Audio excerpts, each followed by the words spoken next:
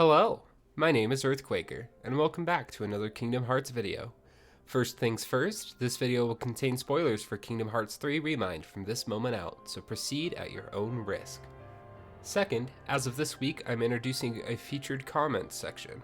If you'd like to see your comment read out, stick around till the end of this video to find out what this week's question will be. On to last week's featured comment from Zomageddon. They say, the nameless star said this about Yozora. He's been changed beyond recognition, his heart replaced with another's, which means Yozora's heart is in the wrong body, which is why he says, this isn't what I really look like. So Yozora's original body could be a number of characters, but the Master of Masters, that's pretty interesting.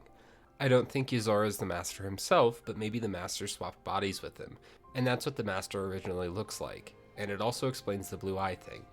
I wonder what Yozora really looks like. I completely looked over this comment from the nameless star, not particularly associating it to Yozora, but with this little bit of insight, I believe Zomageddon may be right, that this could be the Master of Masters' original body, and we are seeing Yozora's heart placed in another body.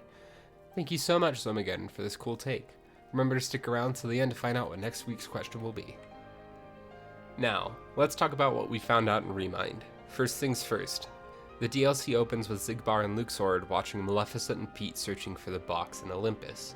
Luxord, through some crafty work, has discovered that his mission to find the box came directly from Xigbar, not Xemnas as he originally thought.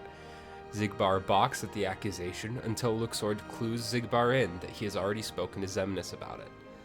Luxord states that there could be several reasons for Xigbar sending him on this mission.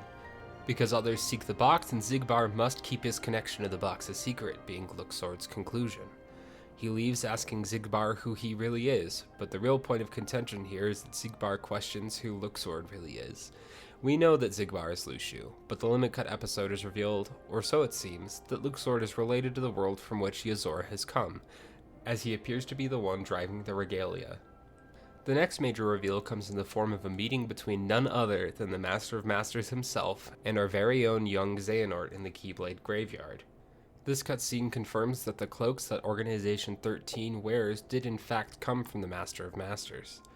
Next we find out that young Xehanort went on a world tour in which he found the reason for his existence. He comes to the conclusion that it is better that humanity be ruled by darkness because people are but sheep pretending to be wolves. The Master of Masters taunts young Xehanort for being a Keyblade wielder willing to side with darkness, though it seems even now Xehanort is merely seeking order. The Master of Masters states that the world needs Xehanort, and that he should not let the Mark of Mastery exam decide his fate, as Xehanort was initially going to do. We get a remark from the Master of Masters that young Xehanort will soon ditch the cloak he wears, which might at first seem like it's just insightful, but let us not forget that the Master of Masters has already seen the second Keyblade War that he is helping to set up in this moment.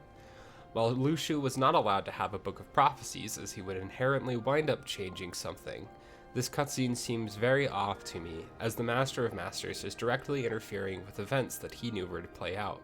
So either Luxu had witnessed this event happening and the Master of Masters knew he was to be here, or he is interfering. Either way, this cutscene is probably our biggest question mark moving into the future. We gain a little more insight into Xehanort's relationship, or rather lack thereof, with the Master of Masters, as he doesn't even know the Master's name. One line in particular from the Master's responses when prodded for his name seems to harken back even to the events of Back Cover. The Master says, "I could tell you that I dream of world peace, when I'm actually planning for its destruction."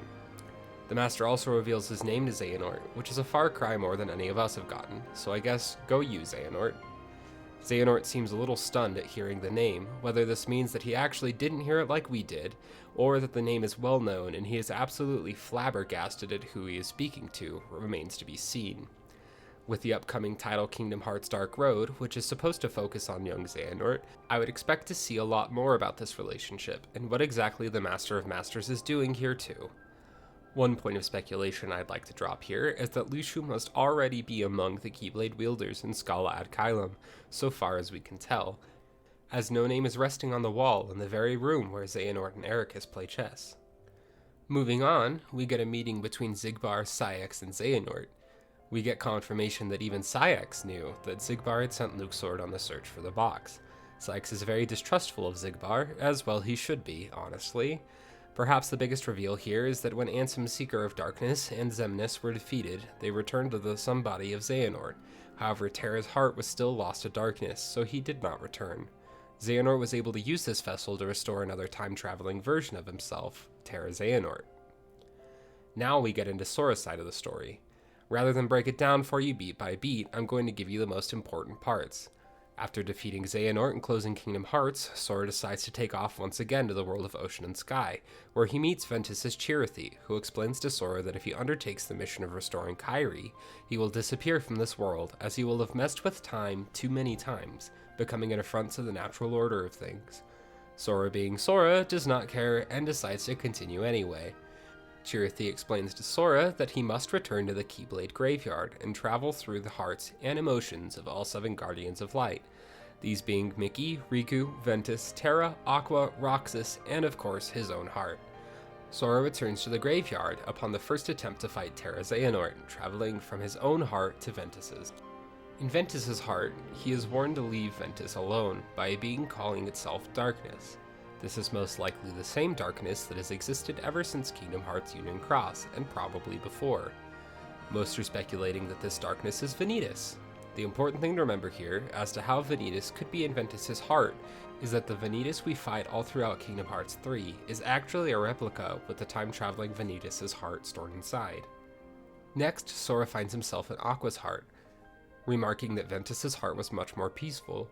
Sora sees and feels what Aqua feels, pure terror, as Aqua sees herself in the Heartless Swarm.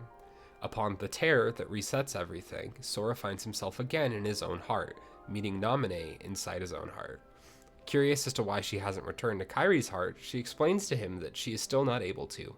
Somehow, Naminé possesses the power to call out to the remaining feelings of Terra, the Lingering Will. Naminé calling out is the change that prevents the Guardians of Light from dying again, as the Lingering Will shows up to fight off Terra Xehanort. As the tides turn against the Lingering Will, Sora urges Naminé to go to the world of Ocean and Sky, and manifests himself in the battle between Terra Xehanort and the Lingering Will. This turns out to be a risky proposition, however, as Sora is grabbed by Terra Xehanort's guardian, and the Lingering Will jumps in front of Terra Xehanort's Keyblade, crumbling to the ground, in order to protect Sora. Terra Xehanort warns that Sora must be ready to make the ultimate sacrifice. Sora battles and defeats Terra Xehanort, but is blindsided by the Guardian and drowned in darkness. From this point on, until we meet Terra Xehanort again, we follow the events as they happened during the original Maze battles, gaining more insight from different characters' perspectives. Following Sora and Riku's battle with Riku Replica, Xigbar, and Ansem, Dimmik shows up to collect the replica that is used to restore Naminé. He even shows off a spiffy-looking gummy phone to prove to Riku he's one of the good guys. Before the battle of Terra Xehanort and Vanitas, we see Aqua and Ventus as they come upon the 2 villains. Ventus pleading for Terra to come back, Aqua unabashedly crushing Ventus's dreams, and Vanitas feeling left out like a somehow awkward 4th wheel. After the fight, Sora reawakens inside of Terra's heart, realizing that Terra must have protected him. Sora returns to his own heart, and we next find ourselves with Lea and Kairi. There is once again more information to be seen before the fight with Xemnas, Xion, and Saix. Lea and Kairi confront the 3, and we see Xion begin to struggle as she hears the names of Axel and Roxas.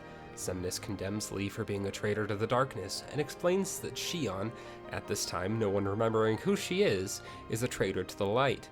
Xemnas taunts Lea, explaining that the new 7 Princesses of Heart are the backup plan in case the Guardians fail to produce the Keyblade, before proving himself to be even more of a total jerk by mocking Lea's Keyblade.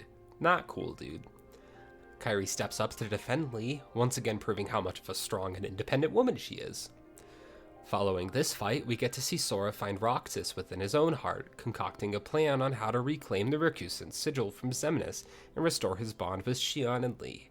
As Sora and Kairi find themselves caught up in Xemnas' orbs of shame, Sora joins Roxas' heart to aid him in the battle.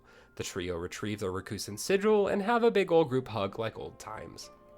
Sora, realizing that he only has 2 hearts left to go through, follows his own heart again, up to the point where Kairi is crystallized. With only so much time left on the clock, he follows Xehanort into Dream Scala ad Caelum to search for Kairi. He begins to find pieces of her heart scattered around the city. He also sees visions of Kairi running around and tries his best to catch her, but runs into Xehanort, who tells him there are only 2 pieces left to find. Xehanort admonishes him, telling him that he is almost out of time to save Kairi, as the original Sora, Donald, and Goofy make it into Scala ad Kylum, and Sora rushes back into his own heart.